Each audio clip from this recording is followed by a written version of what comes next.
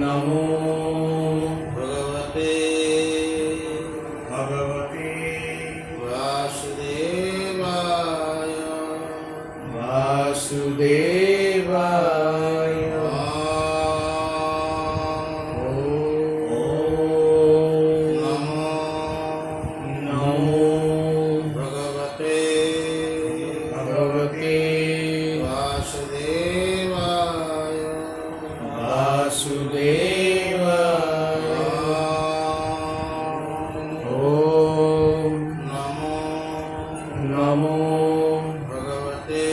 नमो भगवते वासुदेवाय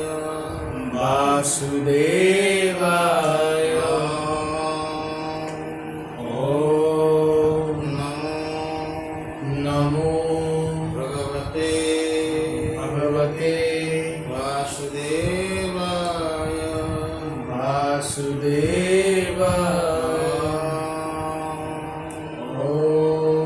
कृष्णाय वासुदेवाय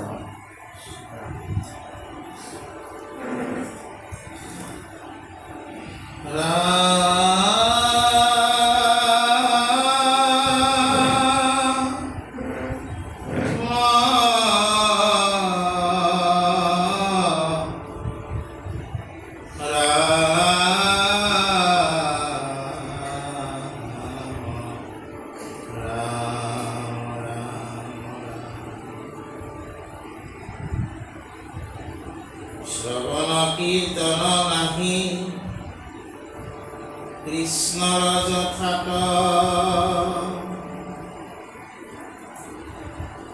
তথাতে রাক্য কি হবে মিলাবে বিঘাত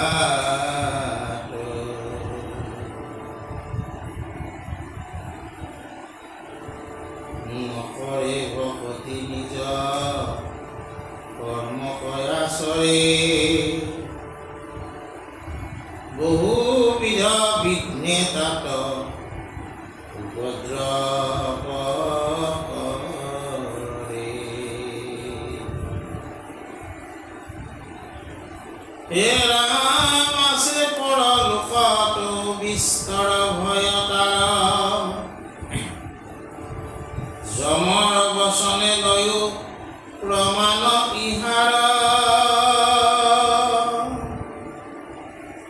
দূতৰ আগত যমে কহন্ত নিশ্চয় যাহাৰ জিভায়ে হৰি নাম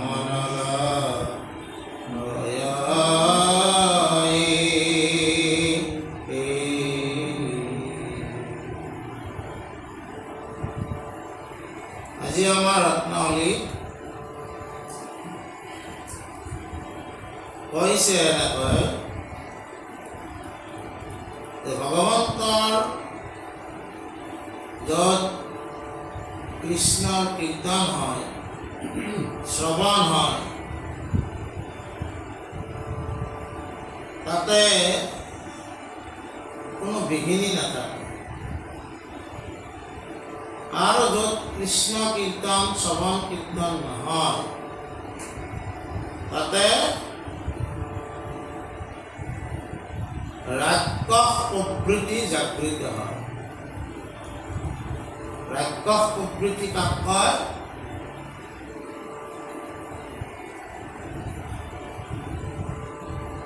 আমি সাধাৰণতে ৰাক্ষস বুলি কাক কওঁ?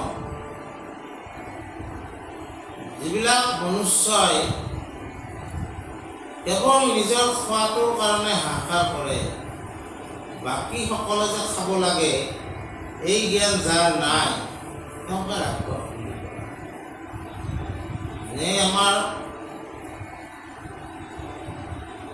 ৰাক্ষস হিচাপে বকাসুৰ এইবিলাকক কৈছে পুতনা ৰাক্ষসী, সেইটো বেলেগ কথা। আমাৰ মনুষ্যৰ ভিতৰত ৰাক্ষস প্ৰবৃত্তি কি? যিসকলে তাৰমানে আমাৰ কেনেকুৱা হ'ব লাগে, আমি ভগাই সকলো খাব লাগে। যাৰ ভগোৱাৰ কোনো প্ৰবৃত্তি নাথাকে তেওঁকে কোৱা হয় ৰাক্ষস, তেওঁকে সকলো লাগে।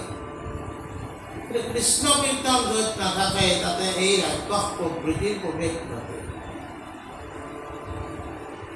আৰু কৈছে কি,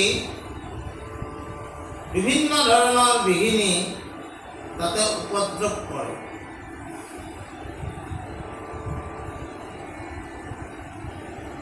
সেইকাৰণে মহাপুৰুষে ঘোষাত লিখিছে, হে ৰাম জয়, হৰি জয়, ৰাম কৃষ্ণ ৰাম হৰি জয়।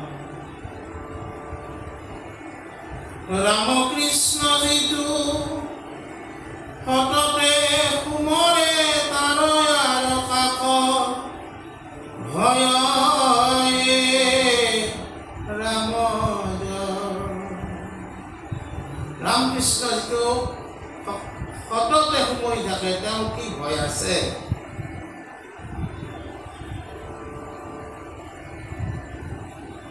ৰাম কৃষ্ণ নাম কীৰ্তন বিনাই কৃত হেখনকা, তয় ৰাম জয়। ৰামকৃষ্ণ নাম কীৰ্তন কৰাটো আমাৰ কৰণীয় কথা। ৰাম কৃষ্ণ নাম কীৰ্তনে কৃষ্ণৰ কৃপাৰ মন্দিৰ, হয় ৰাম জয়। এই ৰামকৃষ্ণ নাম কীৰ্তন কৰিলে কি হয়? সেই স্থান তাতে কি হয়? কৃপাৰ মন্দিৰ। ইজনে সিজনক কৃপা কৰাৰ যিটো প্ৰৱণতা, সেই প্ৰৱণতা তাৰ সৃষ্টি হয়। ৰামকৃষ্ণ নাম কীৰ্তন প্ৰভাৱে সংসাৰ সুখে ৰয় ৰাম জয়। ৰামকৃষ্ণ নামৰ কীৰ্তনৰ ইমান প্ৰভাৱ আছে যে সংসাৰ সুখে হৰণ কৰিব পাৰি। ৰামকৃষ্ণ নাম কীৰ্তনে সমস্ত বিঘিনি নাশক, ৰয় ৰাম জয়। ৰামকৃষ্ণ নামৰ কীৰ্তন কৰিলে আমাৰ সমস্ত বিঘিনি নাশ হয়। গতিকে তেনেকুৱাকৈ আমাৰ আজি ৰত্নাৱলীয়ে কৈছে, য'ত ৰামকৃষ্ণৰ নাম নাথাকে তাত ৰাক্ষস প্ৰবৃত্তিৰ প্ৰৱেশ ঘটে। তাতে তাৰমানে কি হয়? ভক্তিযুক্ত কোনো কৰ্ম তাত নিসিজে, বিভিন্ন বিঘিনিয়ে তাত উপদ্ৰৱ কৰে। আৰু এই সমস্ত বিঘিনি লয়ে নিজৰ জীৱনটোতো শেষ কৰিলে পৰলোকতো তেওঁৰ কি ঠাইত নাথাকে। ইহলোক পৰলোক, ইহলোকত তেওঁ ৰামকৃষ্ণ নাম কীৰ্তনে নকৰিলে গতিকে পৰলোকতো তেওঁৰ কি নাথাকে, কোনো সুখৰ সুখানুভূতি নাথাকে। যিজনে ৰামকৃষ্ণ নাম কীৰ্তন নকৰিলে তেওঁক কিহে পায়, যমে পায়। যমে এইটো নিজ কৈছে যে যিজনে ভগৱন্ত পুৰুষৰ পাদপদ্ম চিত্তত নুসুমৰে তেওঁ কি কৰে, তেওঁক মানে যমে লৈ যায়। বুজি পাইছা দাদা? তাৰপিছত কৈছে কি, কৃষ্ণ পাদপদ্ম চিত্তে নুসুমৰে যাব, কিৰে নমস্কাৰ নকৰিলে আকবাৰ, পূজা আদি একো কৃত্য নকৰে কৃষ্ণৰ, তাত পৰে নাহি দুষ্ট অধম কামৰ, এহি মোৰ পৰৱা তাহা কয়ান ধৰি, হাতে গলে ভৰিত চামৰ লগাই জৰি। যমে কৈছে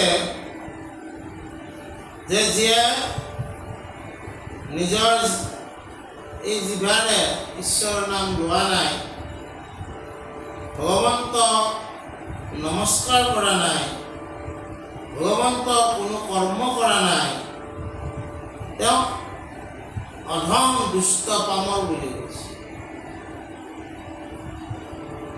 বুজে নাই? আৰু সেই অধম দুষ্ট পামৰক যমে কৈছে তাক গলত চামৰ জৰি, মানে চামৰাৰ জৰি লগাই তাক মোৰ ওচৰলৈ লৈ আহ। বুজি পাইছে না? বান্ধি জৰ পুৰ কৰি পেলায়ো নৰকত, পাৰ মানে গুঞ্জায়ো যা প্ৰণয় আছে যত, এহি মানে থৈলো যম ৰাজাৰ বচন, ভক্তিহীন পুৰুষৰ নিষ্ফল জীৱন। তাৰমানে নৰকৰ ফালে আমাৰ গতি হ'ব যদি আমি ভগৱন্ত ৰাম কৃষ্ণ নাম কীৰ্তন নকৰিলোঁ। আৰু আমাৰ যিমান যাতনা আছে সেই আমি যাতনা 84 কোটি নৰক যিটো আছে এই সমস্ত পুঞ্জি থাকিব লাগিব। আৰু এইখিনিতে যমৰ কথা কৈছে, আৰু সেইকাৰণে কৈছে যে যমো এটা বৈষ্ণৱ আছিল, তেখেতো বৈষ্ণৱৰ শাৰীত থোৱা হয়। গতিকে ভক্তিহীন পুৰুষৰ নিষ্ফল জীৱন বুলি কৈছে। তেওঁ এই জীৱন কালতো ইহলোকতো তেওঁ সফল নহ'ল, পৰলোকতো তেওঁ সফল নহ'ল। আৰু তাৰপিছতে কৈছে কি, এয়া নাম কৰিলে ব্যৰ্থ দেহ ইন্দ্ৰিয় সমস্ত, লয়ুক প্ৰমাণ শুনা ভূত মহাশয়, ইকি মোৰ মহাকেদ ভৈল আতিশয়, লভিয়া দুৰ্লভ তনু ভাৰত ভূমিত।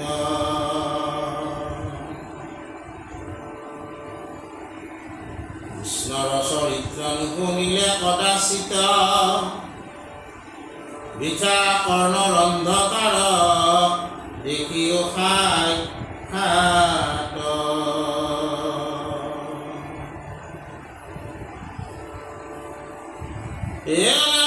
লভিয়া দুৰ্লভ তনু ভাৰত ভূমিত, কৃষ্ণৰ চৰিত্ৰ নুশুনিলে কদাচিত, বৃথা কৰ্ণৰ অন্ধকাৰ দেখিও সাক্ষাৎ, দেখিও দুগোটা যেন অপবিত্ৰ গাত। ইয়াতে সৌনকৰ কথা কোৱা হৈছে। সৌনক এজন ঋষিৰ নাম। তাৰমানে কি হৈছে, সৌনকৰ যেতিয়া তাৰমানে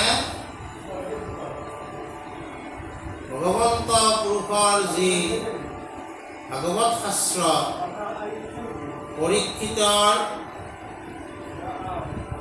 পৰীক্ষিতে শুকৰ মুখে শুনিছে, বুজানা? তেতিয়া কি হৈছে, এই ঋষিসকলৰ ৬০ সহস্ৰ ঋষি মানে ক'লে, এই ভাগৱত আমি আৰু এবাৰ আপোনাৰ মুখে শুনিব খুজিছোঁ। তেতিয়া শুকে ক'লে যে মই নুশুনাম। এজনক খুব বেলেগকৈ স্থান দিয়া হৈছিল, ঋষি সমাজত স্থান দিয়া হোৱা নাছিল, তেওঁ পুত। আৰু তেওঁৰ মুখেৰে শুনিবলৈ আদেশ কৰিব। ভাগৱত ভক্তি কৰিব লাগিলে মূলতে তাৰমানে ভক্তি ধৰ্ম কোনো জাতিৰ ব্যৱস্থা নাথাকে। কৃষ্ণৰ কীৰ্তনে জাতি অজাতি একো নাবাচে, কৃষ্ণৰ কীৰ্তনত মহালাভ আছে।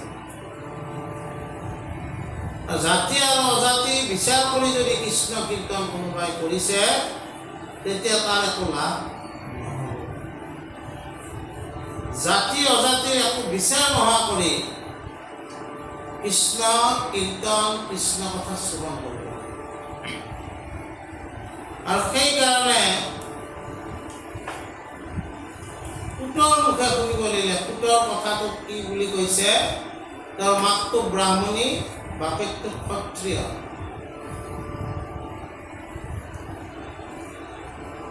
সেইকাৰণে ৬০ সহস্ৰ ঋষি ৩২,০০০ উঠি গ'ল। আৰু অভিমান ত্যাগ কৰি, তাৰমানে কোনো অভিমান কৰি পেলাই কৃষ্ণ কথা শুনিবও নাপায়, কৃষ্ণ কথা ক'বও নাপায়। অভিমান ত্যাগ কৰি সৌনক প্ৰমুখে ঋষিসকল থাকি গ'ল। সেইকাৰণে কৈছে সৌনক বদতি পুত মহামানী। তেওঁলোকে সেই পুতকে, যি ৩২,০০০ পুতক কেঞ্চেল কৰিলে, কিন্তু এই ২৮,০০০ সৌনক আদি ঋষিয়ে পুতকে মান দি মান্য কৰি পুতক পাতিলা সত্ৰ তথা সৌনক প্ৰমুখে শুনে ভাগৱত কথা। এই সৌনক প্ৰভৃতি ঋষিবিলাকে ঈশ্বৰৰ কথা তেওঁৰ মুখে শুনিলে। আৰু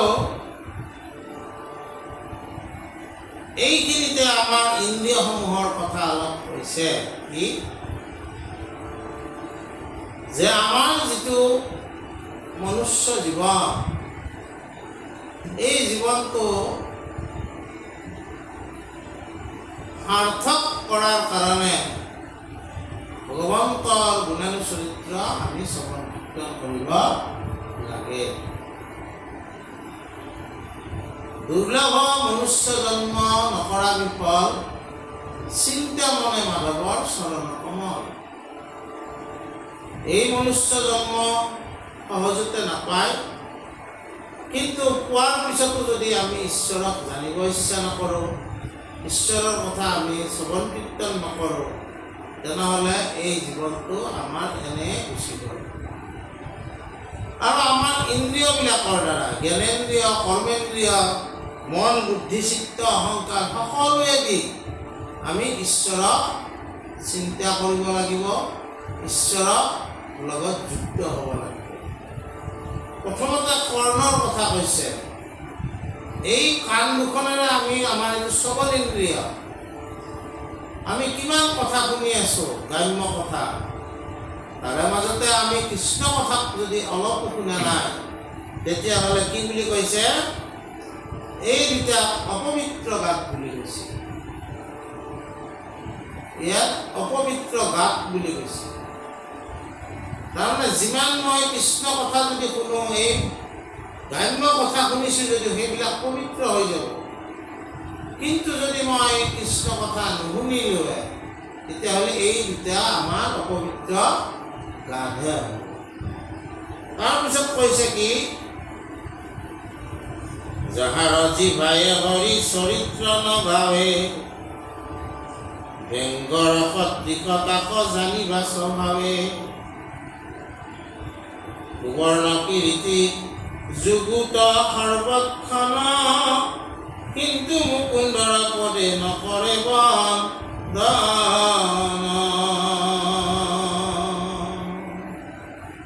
তাত পৰে নাহি আৰু অধম বৰ্বৰ, বহয়ে মিছাতে মহা ভাৰ মস্তকৰ। আৰু আমাৰ জিভাৰ কথা কৈছে, যি জিভাইদি আমি ঈশ্বৰৰ চৰিত্ৰ কীৰ্তন নকৰিলোঁ, এইখন তেতিয়া বেঙৰ জিভাৰ লগত তুলনা। বেঙে কেতিয়া জিভা ওলায়? খাৱাৰ কাৰণে। জিভাৰ দুটা কাম, বেঙেৰী বিঘা হ'ল চাৰেন্দ্ৰিয়, স্বাদটো গ্ৰহণ কৰে। ছয়টা ৰস জিভাইহে ক'ব, তিতা, মিঠা, টেঙা, খাৰ, কেহা আৰু এটা লুনিয়া, লৱণ, মানে জ্বলা। বুজি পাইছে? এতিয়া কথাটো হ'ল কি, এই চৰৰস জিভাই গ্ৰহণ কৰি আছে, সেইটোৱে নহয়। এই জিভাৰে আমি কি জিভাৰ সহায়েৰে ঈশ্বৰৰ নামো গাব পাৰোঁ। যদি আমি জিভাৰ দ্বাৰাই নাম নাগালোঁ, তেনেহ'লে কি হ'ব? এইটো বেঙৰ দৰে খোৱাৰ কাৰণেহে ব্যৱহাৰ হৈছে। এইটো কথা কৈছে। আৰু বৰ ডাঙৰ কিৰীতি পিন্ধিছোঁ, কিন্তু ঈশ্বৰক সেৱা কৰা নাই, নমস্কাৰ কৰা নাই, তেতিয়াহ'লে এই মূৰটো কি বুলি কৈছে? এটা মহাভাৰহে আমি কৰাই আছোঁ। এই শিৰেৰে ঈশ্বৰক কি কৰিব লাগিব? ঈশ্বৰৰ পদত শিৰ পাতিব লাগিব। তেতিয়াহ'লে এই শিৰটো শুদ্ধ হ'ব, নহ'লে এইটো এটা মহাভাৰ হ'ব। এনে কৰি লৈ ফুৰাইছে। তাৰপিছত কৈছে কি, হে ৰাম ভুৱন ভূষণে প্ৰকাশে দুয়ো হাত, হৰিৰ কৰ্মক যেবে নকৰে সাক্ষাৎ, অন্যকে কৰ্মক আচৰিলে দিনে ৰাতি, মৃত কৰ হ'ব যেন হৈল সিটো আজি। হাতত যিমানে আমি সোণা নিপিন্ধো কিয়, এই হাতেৰে ঈশ্বৰৰ যদি কৰ্ম নকৰোঁ, সেই হাত কেতিয়াও শুদ্ধতালৈ নাহে। ঈশ্বৰৰ কৰ্ম কৰা হাতখনে মানে শুদ্ধ হাত বুলি কৈছে। আৰু ঈশ্বৰৰ কৰ্ম নকৰি অন্য কৰ্ম যদি আমি কৰিলোঁ, তেতিয়াহ'লে আমাৰ শৰীৰটোক কি বুলি কৈছে? মৰাশৰ লগত তুলনা কৰিছে। কাৰণ তই জীয়াই থাকিও কোনো কাম নহয়, জীয়াই থাকিও ঈশ্বৰৰ লগত যুক্ত হ'বৰ কাৰণে তই কোনো কৰ্ম নকৰিলি, গতিকে তই জীয়াই থকাটো কোনো কামত নাই। এইটো তাৰমানে আল্টিমেট কি হ'ল? আমাৰ দেহাটোক মৰাশৰ লগত তুলনা কৰিছে। যাৰ চক্ষু নেদেখিলে শৰীৰ ৰূপক, মৌৰ পুষ্য যেন কৰে চকমক,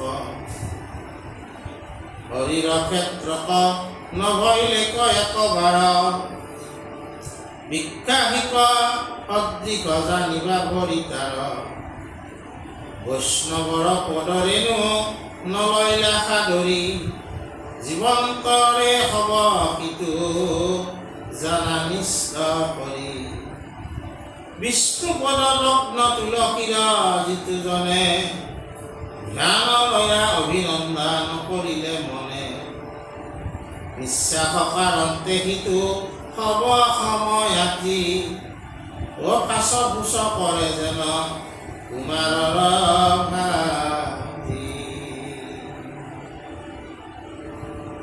যি আমাৰ চক্ষু ভগৱন্তই দিছে দৰ্শনেন্দ্ৰিয়, ইয়াৰে আমি ঈশ্বৰক দৰ্শন কৰিবলৈ চেষ্টা কৰিব লাগিব। যদি আমাৰ সেইটো চেষ্টা নকৰিলোঁ তেনেহ'লে আমি দেখিও অন্ধ হৈ থাকিম। আমাৰ চকুটো ময়ৰাৰ যে পাখিবিলাকত চকুৰ দৰে এটা আকৃতি ৰাখে, ময়ৰাছ সেইটোহে হয়। আমি একো নেদেখিলোঁ, দেখিব লাগিছিল কিন্তু আমি নেদেখিলোঁ। তাৰপিছত আমাক কৈছে যদি আমাৰ যি খোজকাঢ়ো আমি ভৰিৰে, হয় না নহয়? ভৰিৰে ক'ত যাম? ঈশ্বৰৰ স্থানকো আমি যাব লাগিব। যদি আমি ঈশ্বৰৰ স্থানক আমি নগলোঁ তেনেহ'লে এইটো বৃক্ষৰ শিপা বুলি কৈছে, এক ঠাইতে থাকি গ'ল। তাৰপিছত কৈছে যে ভগৱন্তৰ পদত অৰ্পণ কৰা তুলসী ধ্যান যদি আমি নললোঁ তেতিয়াহ'লে এই যিটো উশাহ নিশাহ এইটো শুদ্ধ নহয়। কি কৰিলে ফাঁচ কৰে, মানে কি হয় কমৰৰ জোৰ কোচা যে এটা চামাৰাৰ যে বেগ এটাই ফাঁচ কৰে, সেইটোহে আমি কৰি থাকিম। বুজা তাপবিলাকহে বাঢ়াই থাকিল। সেইটো কিয় তাপ বাঢ়াৰ কাৰণে ফাঁচ কৰে? এনে তাপিত আৰু তাতে আমি কি কৰিলোঁ আৰু তাপ বাঢ়ালোঁ। তাৰপিছত কৈছে কি যে এই ইন্দ্ৰিয়সমূহ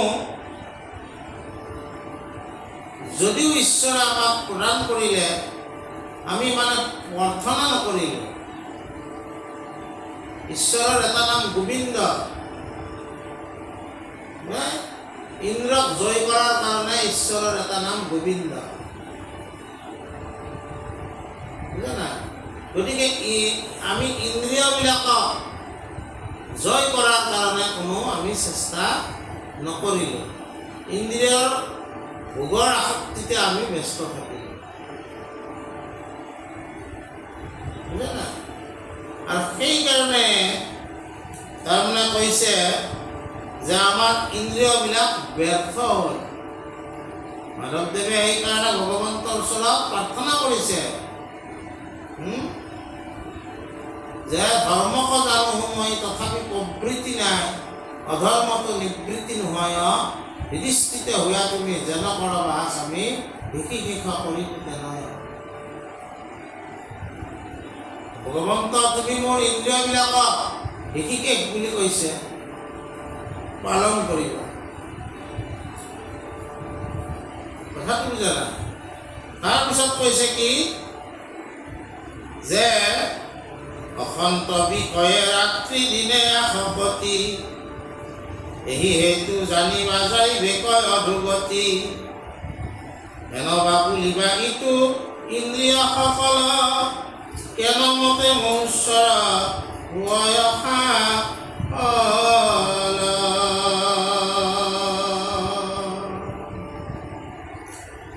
গতিকে এইদৰে যদি আমি ইন্দ্ৰিয় ভোগৰ আসক্তিতে যদি ব্যস্ত গোটেই জীৱনটো থাকি গ'ল, বিষয়ৰ সুখ উপৰি সংগে পাই হৰিপদ সেৱা মানৱী বিনে নাই। গতিকে এই হৰিপদ সেৱা আমি মানৱ জনমত নকৰোঁতে কি হ'ল আমাৰ তাৰমানে আমাৰ সকলো অধোগতি গ'ল, জীৱনটো ব্যৰ্থ হ'ল। আৰু এই জীৱনটোক আমি কেনেকৈ সফল কৰিম এই কথাটো আমি অহাকালি আলোচনা কৰিম। কৃষ্ণ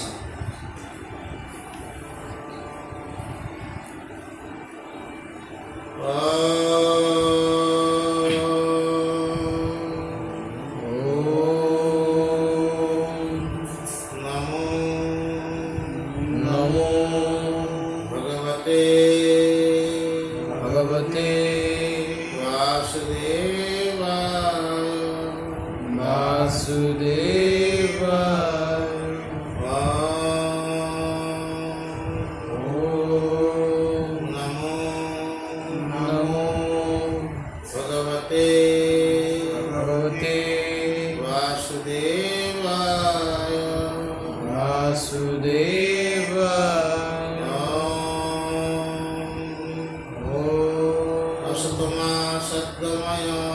সতমা সদ্গময় তমসমা জ্যোতিৰ্গময় তমসমা জ্যোতিৰ্গময় মৃত্যুৰ্মা অমৃতম গময় মৃত্যুৰ্মা অমৃতম গময়